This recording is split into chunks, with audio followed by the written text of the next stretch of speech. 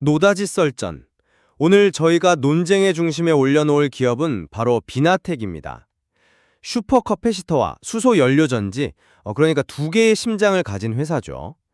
요즘 AI 데이터 센터가 전기를 먹는 하마가 되면서 이 비나텍이 엄청난 기회를 맞았다는 이야기가 시장에 파다합니다. 오늘 저희의 핵심 질문은 이겁니다. 과연 비나텍은 AI 시대의 전력난을 해결할 핵심 플레이어로 도약할 것인가? 아니면 특정 고객사 하나의 운명을 건 좀 위태로운 외줄타기를 하고 있는 것인가?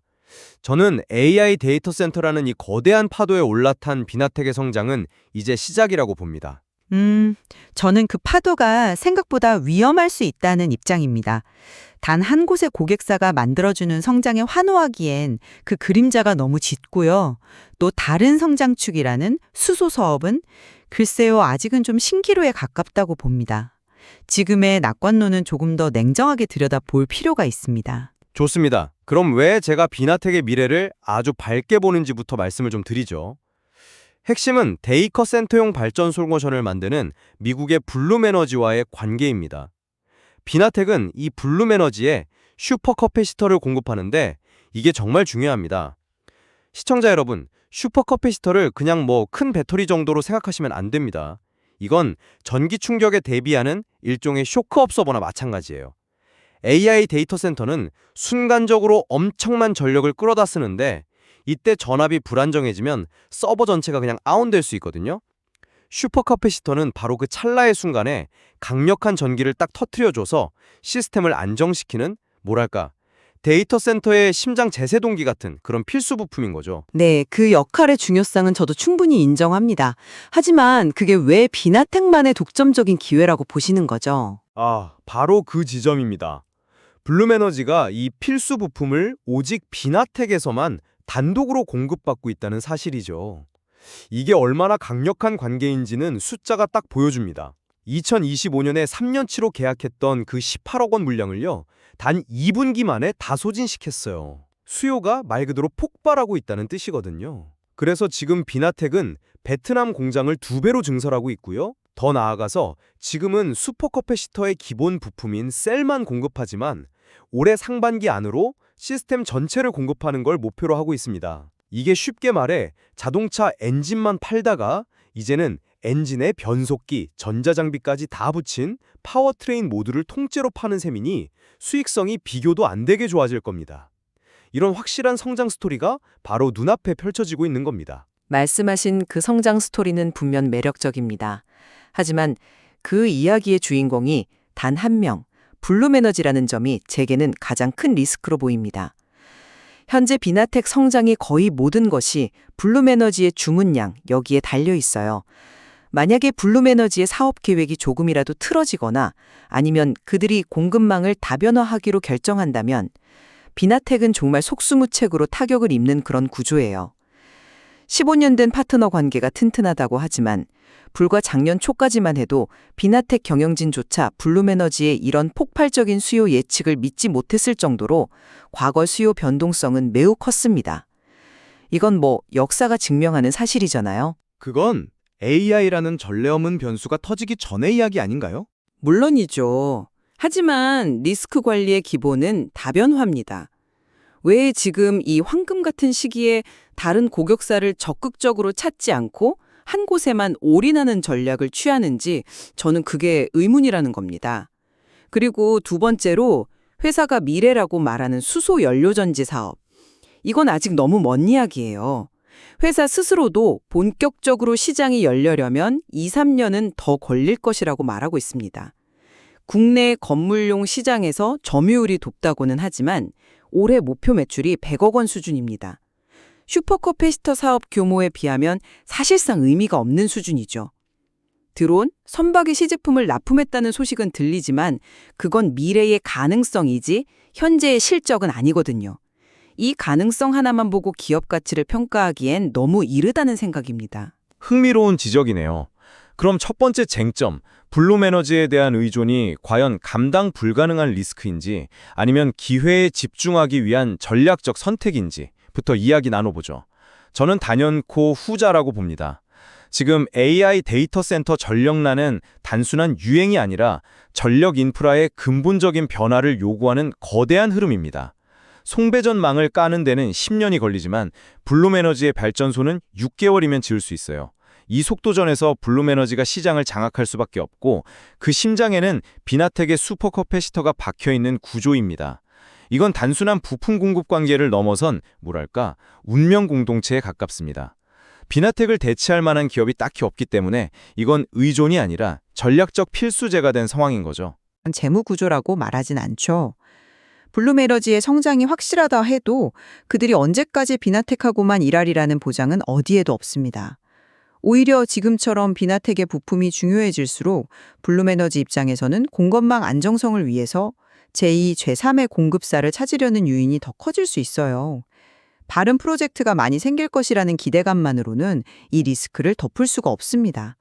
아까 말씀하신 대만 렉 제조사와의 프로젝트도 아직 개발 단계일 뿐 확정된 매출이 아니잖아요. 현실은 여전히 블룸에너지 하나만 바라보고 있는 겁니다. 그건 리스크를 너무 과도하게 해석하는 시각이라고 생각해요. 지금처럼 수요가 폭발하는 시장 초기 단계에서는 가장 확실한 파트너와 관계를 더 깊게 파고들어서 시장을 선점하는 게 훨씬 중요합니다. 어설프게 자원을 분산시키다간 이도저도 안 될 수 있거든요. 비나텍은 검증된 파트너와 함께 성장 과실을 온전히 따먹는 가장 효율적인 전략을 택한 겁니다. 그리고 대만 프로젝트가 성공적으로 마무리되면 의존도 문제는 자연스럽게 다음 단계로 넘어갈 수 있는 발판이 마련될 것이고요. 지금은 집중할 때입니다. 그 집중의 시기가 너무 길어지면 독이 될 수 있다는 점을 지적하고 싶군요. 자, 그럼 두 번째 쟁점으로 넘어가 보죠. 이 리스크를 상쇄할 미래 먹거리, 바로 수소 연료전지 사업의 가치입니다. 저는 이 사업의 가치를 현재 시점에서 높게 쳐주기 어렵다는 입장입니다. 2, 3년 뒤에 시장이 열린다는 말, 사실 수소업계에서는 거의 10년 전부터 반복되던 레퍼토리입니다. 정부 정책 하나에 시장이 휙휙 흔들리고 충전소 같은 인프라는 여전히 제자리 걸음이죠. 이런 불확실한 미래를 위해서 계속되는 R&D 투자가 과연 언제쯤 결실을 볼 수 있을까요? 바로 그 지점에서 비나텍의 진짜 경쟁력이 드러난다고 생각합니다. 지금 당장의 매출액이 아니라 씨앗을 뿌리는 과정의 가치를 봐야 합니다. 비나텍은 단순히 수소 연료 전지를 조립하는 회사가 아니에요. 핵심 소재인 촉매, 분리막부터 최종 시스템까지 모든 걸 자체적으로 만드는 국내에서 거의 유일하게 수직 계열화를 이룬 기업입니다. 이게 왜 중요하냐면 진짜 시장이 열렸을 때 원가 경쟁력과 기술력에서 다른 회사들이 따라올 수 없는 격차를 만들어내기 때문입니다. 지금 드론, 선박, 지게차 등 다양한 분야에 꾸준히 시제품을 공급하면서 데이터를 쌓는 이유가 바로 여기에 있습니다. 시장이 열리는 그날 준비된 자만이 과실을 차지할 수 있으니까요. 기술력이 뛰어나다는 점은 저도 부정하지 않습니다. 하지만 훌륭한 기술이 항상 시장의 승리로 이어지지는 않는다는 걸 우리는 수많은 사례에서 봐왔잖아요. 시장이 열릴 때까지 계속해서 돈을 쏟아부어야 하는데 그 기간 동안 가시적인 성과가 나오지 않는다면 오히려 슈퍼커패시터에서 번 돈을 까먹는 하마가 될 수도 있어요. 저는 가능성만 보고 큰 기대를 걸기보다는 실제 의미 있는 계약이 터져 나오고 수주 잔고가 쌓이는 것을 확인한 후에 평가해도 절대 늦지 않다고 봅니다. 기술의 꿈과 사업의 현실은 다른 문제니까요. 하지만 시장은 항상 꿈을 먼저 가격에 반영하죠. 모든 게 확인된 후에는 이미 늦을 수 있습니다. 자, 그럼 마지막 쟁점으로 넘어가 보죠. 이 모든 걸 가능하게 할 경쟁 환경입니다. 저는 이 부분에서 비나텍이 아주 유리한 위치에 있다고 봅니다. 당장 미국 시장만 봐도요, 이렇다 할 슈퍼커패시터 경쟁사가 없어요. 특히 미중 무력 갈등이 심해지면서 데이터 센터 같은 핵심 인프라에 중국산 부품을 쓰는 걸 극도로 꺼리는 분위기가 형성됐는데 이게 비나텍에게는 엄청난 반사이익이 되고 있습니다. 거기서 드는 질문이 하나 있습니다. 결국 중국 업체들이 가격으로 밀고 들어오지 않을까요? 기술 격차가 줄어들면 결국 남는 건 가격 경쟁인데 중국의 저가 공세를 어떻게 막아낼 수 있을까요? 이 점이 항상 마음에 걸립니다. 아주 좋은 지적입니다. 비나텍의 해답은 바로 베트남 생산기지입니다. 일찌감치 모든 생산시설을 베트남으로 옮겨서 중국 못지않은 원가 경쟁력을 확보해뒀어요. 실제로 중국 업체와 경쟁 입찰에 붙어도 가격으로 밀리지 않는다고 합니다. 하지만 더 중요한 건 가격이 아니라 신뢰와 네트워크입니다.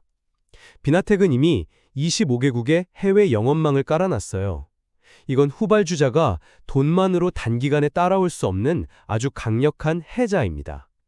올해 해외 매출 비중이 95%에 달할 거라는 전망이 바로 그 경쟁력을 증명하는 숫자고요.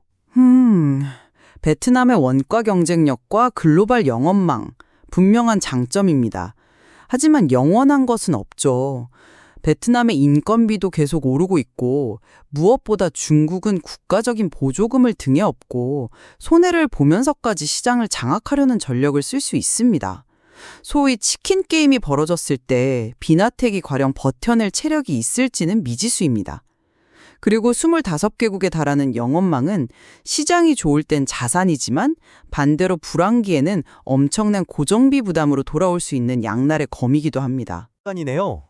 저는 비나텍이 AI 데이터 센터라는 확실한 성장 엔진을 달았다고 봅니다.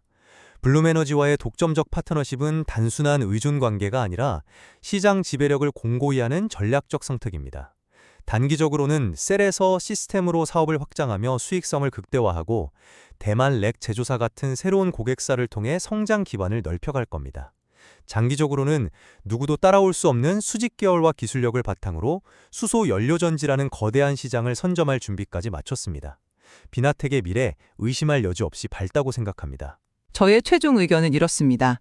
블룸에너지의 기댄 성장은 화려하지만 그만큼 리스크가 크다는 사실을 잊어서는 안 됩니다. 미래 먹거리라는 수소 사업은 아직 구체적인 숫자로 증명된 것이 아무것도 없는 그저 기대감의 영역에 머물러 있습니다. 시장에 떠도는 시스템 사업 확장이나 신규 고객사 확보 같은 긍정적인 이야기들이 과연 언제 얼마나 큰 규모의 계약으로 현실화될지 냉정하게 지켜봐야 합니다. 기대감만으로 모든 불확실성을 덮기엔 아직 넘어야 할 산이 많아 보입니다. 결국 비나텍의 미래는 슈퍼커파시터 사업이 단일 고객 리스크를 넘어 성공적으로 고객을 다변화하고 또 오랜 기간 준비해온 수소 연료전지 사업이 마침내 본격적인 성장 궤도에 오를 수 있느냐에 달려있다고 볼 수 있겠습니다. 오늘 논의가 비나텍이라는 기업을 훨씬 더 입체적으로 이해하는 데 도움이 되었을기를 바랍니다. 노다지 설전 여기서 마칩니다.